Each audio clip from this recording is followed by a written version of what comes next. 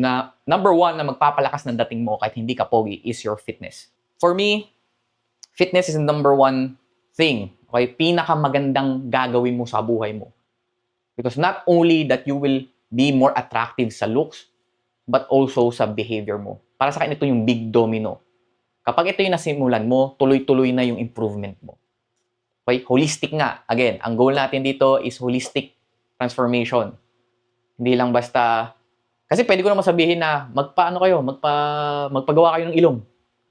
Pwede ko naman sabihin yun. Pero pag nagpagawa kayo ng ilong, ano na? Wala, ganun pa rin. Insecure pa rin kayo. Okay? So, ang gagawin nyo, magpapagawa naman kayo ng mata.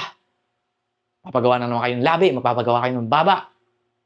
Hindi matatapos yun kasi again, hindi naman kayo talaga nagtatransform. Kumbaga, band-aid solution lang. Pwede ko sabihin na, magluta kayo. Magpampaputi kayo. Pero hindi holistic yun. Again, ang goal natin is holistic transformation. Overall transformation. Okay? And for me, ang pinaka-big domino, ibig sabihin, ito yung once na na-topple nyo, di ba, pag domino, kapag merong effect na tuloy-tuloy, domino effect ng improvement is your fitness.